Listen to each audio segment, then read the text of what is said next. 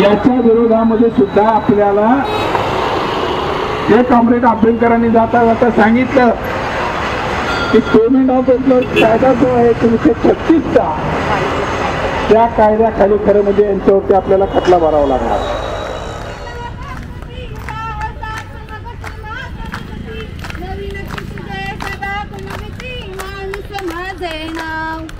दूर जात निभिडात मांडला पुन्हा नवा मेढा.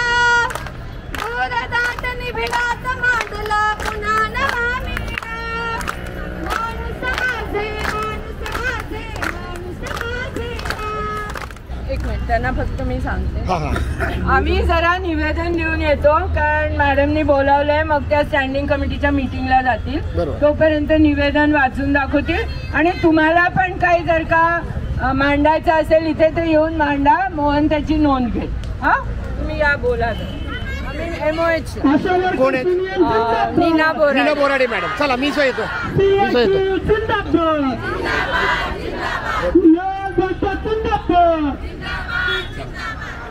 मित्रांनो आता हे आशा वर्करचं जे आंदोलन चालू आहे ते आता नीना बोराडे मॅडम जे आरोग्य विभागाच्या प्रमुख आहेत त्यांच्याकडे ते चाललेले आहे. मी तो तिकडे जाऊन त्यांना भेटण्याची आणि ते सगळं कव्हर करण्याची प्रयत्न करणार आहे.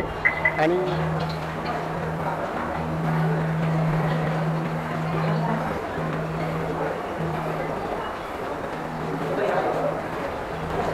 ऐका मॅडमला मीटिंगला जायचंय. नाही मला फक्त भेटायचं आहे. बोलतो मी. वेळ लागेल. मला फक्त 1 मिनिट त्यांना सांगा ना. तुम्ही त्यांना सांगा तरी मीडिया आलेलो आहे. हां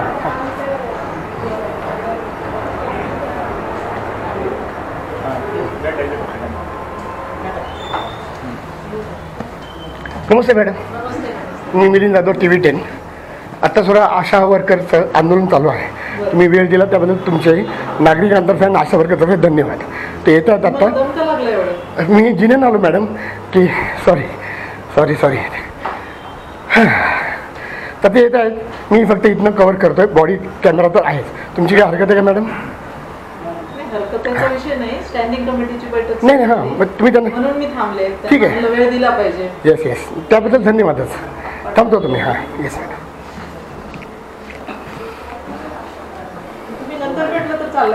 नाही मॅडम ते काय चर्चा होते ना आम्ही ते सगळं कव्हर करतो. ॲडिशनल कमिशनरनं सुद्धा केलेलं आहे आणि लोकांमध्ये सगळं पोचायला पाहिजे. अशा वर्गाचं मॅडम मी मागं भगवान पवार साहेब होते ना त्यावेळेस कव्हर केलं होतं. त्यांच्या मागण्या पूर्णच होत नाहीत मॅडम. नाही करता ना तुम्ही नाही म्हटलं पण ते भगवान पवार साहेब जरा खूप चांगले होते पण त्यांचं काम नाही झालं. त्यांचं ते मान्य ते बघा ना मॅडम. फक्त आमचं तेच रिक्वेस्ट आहे. बाकी काही ना आमची अपेक्षा नाही. हां ठीक आहे. लोकांमध्ये आपण फक्त पोचायचं काम करतो. नाही मागच्या वेळी तर त्यांच्या मागण्या न झाल्या. माझ्याकडे बाईट आहे. मी तुमच्याशी तर शेअर करीन मॅडम. तोपर्यंत प्रथम मॅडम तुम्ही एक अधिकारी आणि आरोग्य विभाग प्रमुख आहात.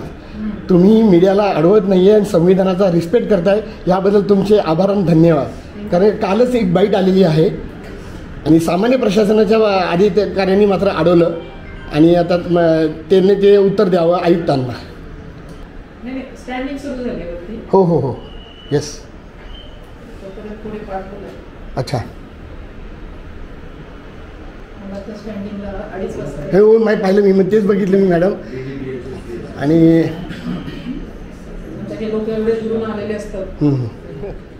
येस मॅडम आले ते.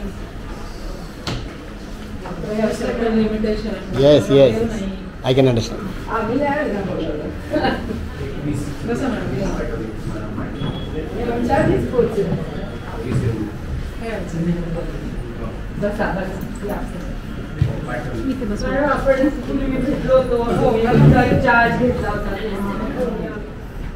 हे पर्टिक्युलरली तो जो ठीक. आज आम्ही काय आणखी आपण हे पॉइंट वाईज जाऊयात. पहिला अंतर्गत पगार. पहिला विषय आहे पगारीचा. ठीक आहे. या सर्वांची मागणी मागे पण तीच होती आणि आता पण तीच आहे की पगार वेळेवर व्हायला पाहिजे. बरोबर. आता पगारीच्या अनुषंगाने मी थोडासा डाटा घेतलाय. जूनचं पेमेंट 4 जुलैला जमा झालेलं बँकेमध्ये. जुलैचं 2 ऑगस्टला जमा झालं ऑगस्टचं 9 सप्टेंबरला जमा झालंय, सप्टेंबरचं 10 ऑक्टोबरला जमा झालंय. म्हणजे जून, जुलै, ऑगस्ट, सप्टेंबर हे वेळेत जमा झालेत म्हणायला हरकत नाही. 1-2 दिवस मागे पुढे गृहीत धरले तर ठीक आहे. आता नंतरचा ऑक्टोबरचा जो विषय आहे, ऑक्टोबरचं आधी आपण ते लवकर केलं ठीक आहे. म्हणजे ऑक्टोबर पर्यंत पगार वेळेमध्ये जमा झालेले आहेत. उलट ऑक्टोबरचं तर याच्यापूर्वी नोव्हेंबरचं 23 डिसेंबरला जमा झालं. नोव्हेंबरमध्ये लेट झालेलं आहे. त्याचं कारण मी आता माहिती घेतली की आपल्याला बजेट नव्हतं NUHMचं. तर मग त्यावेळेस आपण जो म्हणतोय की आपण तशी तरतूद करून ठेवलेली आहे मनपा स्तरावरती की ज्यावेळेस आपलं बजेट इकडचं नसेल तर तात्पुरत्या स्वरूपात आपण ते बजेट वापरायचं. पण ते बजेट जेव्हा आपण पगारासाठी वापरतो त्यावेळेस ती फाईल आपली ऑडिटमधून वगैरे सगळीकडून येत असते. म्हणजे ते डायरेक्टली आपल्या लेवलवर नाही होत, कारण ते मनपाचं बजेट आपण तात्पुरत्या स्वरूपात जरी वापरायचं असेल तर त्यामुळं तिथं लेट झालेलं आहे. ठीक आहे. नोव्हेंबरचं. आता डिसेंबरचं तर झालेलं आहे जानेवारीमध्ये 10 जानेवारी. ठीक आहे. आता जानेवारीचं आज होते. जानेवारीला लेट याच्यासाठी झालेलं आहे की आपल्या समाविष्ट गावातल्या 138 आशा बरोबर 138 आशांची जी आपली फाईल होती ती आपण पाठवली होती. अगोदर ती फाईल आचारसंहिता असल्यामुळे आपल्याकडे परत आली होती. ती परत आपण पाठवली होती. त्यांचं जे समावेशन करायचं होतं आपल्याकडे. तर यावेळेस आपण त्यांचं पण सोबतच पगार काढायचा म्हणून थांबलो होतो. तुमच्या याच्याने ती फाईल आता मंजूर होऊन आली का परवा. आणि आता सगळ्याच आशांचं पेमेंट आज होतं. म्हणजे तो जो तुमचा मुद्दा मला वाटतं याच्यामध्ये तो इन्क्लूड आहे, तो झालाय. हा मुद्दा तुमचा 3 नंबरच्या मुद्द्यामध्ये आलेला आहे बरोबर. 137 आशांचा वगैरे विषय आहे की मासिक पगार आणि याचा विषय आहे आणि समावेशनाचा मुद्दा झाला तुमचा. मान्य पण झाला. ठीक आहे. म्हणजे हे 2 मुद्दे आपण पहिले रिलेट केले. ठीक आहे. ठीक आहे. ओके. त्याबद्दल आमचं काय म्हणणं आहे की दरवेळेला प्रशासनाचं काहीतरी कारण असल्याशिवाय पगार लेट होणार. हा बरोबर बरोबर. आमचं म्हणणं आहे की म्हणून तर आम्ही ते रोल ओव्हरसाठी 50 लाखाची 16 एप्रिलमध्ये आम्ही करतो. 16 एप्रिल म्हणजे ती अगोदर पण झाली. तुम्ही यांच्या अगोदर म्हणजे मागच्या आर्थिक वर्षात पण झाली की त्याचा वापर केला. तुम्ही जे आम्हाला सांगताय ना की जून ते ऑक्टोबर पगार वेळेवर झाले तर त्याची पण एक आंदोलनाची पार्श्वभूमी तुम्हाला कल्पना. ठीक आहे. ठीक. त्यामुळे मग ते 3-4 महिने पण झाला वेळ म्हणणं काय आहे की त्याला काहीतरी एक सिस्टम लागली पाहिजे. त्याला आपण एक सिस्टीम अशी लावता येईल आपल्याला की होतं काय की आपण साधारण पगाराची जी सॅलरीची प्रोसिजर आहे ती साधारण कधी सुरू करतो. साधारणपणे जर त्यांची जे रिपोर्ट्स आहेत 15 ते 15 घेतो आपण बरोबर. 15 ते 20 पर्यंत त्यांनी दवाखान्यात द्यायला पाहिजे. 20 तारखेनंतर मग पुढचे 4-5 दिवसात त्या गटप्रवर्तक आले त्यांनी चेक करायचे. चेक करून आपल्या ऑफिसला पाठवायचे.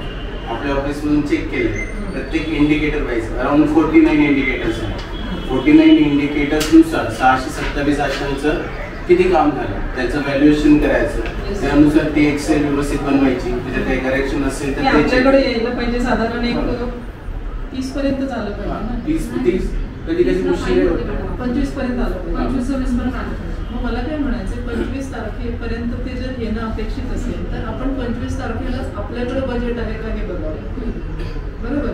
आपल्याकडं असं होत असावं की 25 पासून अजून थोडे दिवस आपण आपलं बजेट येत आहे का याची वाट बघतो आणि मग ती फाईल PMCच्या बजेटमधून करायची आणि ऑडिटमध्ये फिरण्यामध्ये थोडासा वेळ जातो. तर आपण 25 तारखेलाच बघायचं प्रत्येक महिन्याची की आपलं बजेट आहे. आणि जर नसेल बजेट तर भलेही ते 2 दिवसात येणार असेल किंवा 4 दिवसात येणार असेल तरी पण आपण तोपर्यंत तिकडचं बजेट वापरायचं आणि ते आल्यावर तसंही ते तिकडं रिएम्बर्स होणारच आहे. हा मुद्दा नव्हता. बरं मॅडम, आज सगळ्या आशा वर्ग इथे जमलेले आहेत शॉर्ट नोटीसमध्ये. जसं तुम्ही म्हटला त्याप्रमाणे महानगरपालिकेच्या बाहेर काय तुमच्या मागण्या होत्या त्या आमच्याकडे आलेल्या आहेत. तुमचा आता नीना बोराडे मॅडम जे नुकतेच आता नवीन आरोग्य प्रमुख आहेत त्यांचा काय अनुभव होता आणि काय तुम्हाला अशी आशा वाटते का, आशा वर्गांना अशी आशा वाटते का की ज्या मागण्या त्यांनी सांगितल्या आश्वासन दिले ते पूर्ण होतील? थोडक्यात सांगा मॅडम. त्यांनी आमचं व्यवस्थित स्वागत करून आमच्या सर्व निवेदनाच्या बद्दल आमच्याशी खूप सविस्तर चर्चा केली. विशेष करून त्यांनी आम्हाला सांगितलेलं आहे की आमचा जो मासिक पगार थकलेला आहे आणि आमचे जे 3 महिन्याचं राज्य शासनाचा मोबदला मिळालेला नाही आहे, हा आज आणि उद्यामध्ये त्या देणार आहेत. पण त्याही पलीकडे जाऊन त्याच्याबद्दल दर महिन्याला तो वेळच्या वेळी होईल ह्याच्यासाठी एक व्यवस्था लावली जाईल, ह्याच्याबद्दल त्यांनी आम्हाला आश्वासित केलं. दुसरा आणि महत्त्वाचा मुद्दा की समाविष्ट गावांमधल्या ज्या 137-38 आशा आहेत त्यांचं पूर्ण समावेशन पुणे महानगरपालिकेमध्ये केलेलं आहे आणि त्यामुळे त्यांना पण महिन्याच्या महिन्याला आणि त्यांच्याचप्रमाणे जुन्या आशांप्रमाणे पगार मिळतील हे त्यांनी आम्हाला आश्वासित केलं. तिसरी गोष्ट की ज्या स्थानिक अडचणी आहेत वेगवेगळ्या हॉस्पिटल पातळीवरच्या आणि प्रशासकीय पातळीवरच्या त्या सोडवण्यासाठी त्या पुढाकार घेतील असं त्यांनी आम्हाला सांगितलं. तुम्ही थोडक्यात आजच्या मीटिंगमध्ये आणि जे मीना बोर्डे जे नवीन होतं त्यांच्याबद्दल समाधानी आहात का? आम्ही समाधानी आहोत जोपर्यंत आमच्या ह्या सगळ्या ज्या मागण्या आहेत त्या कार्यान्वित होतील तेव्हा आम्ही समाधानी निश्चित. मी किरण मोघे, मी आशा वर्कर्स युनियन पुणे जिल्हा CITUशी संलग्न असलेली त्याची मी सचिव आहे. TV10 यांचे मी आभार मानते. हमारी ताकद हमारी युनियन, हमारी ताकद हमारी युनियन, हमारी ताकद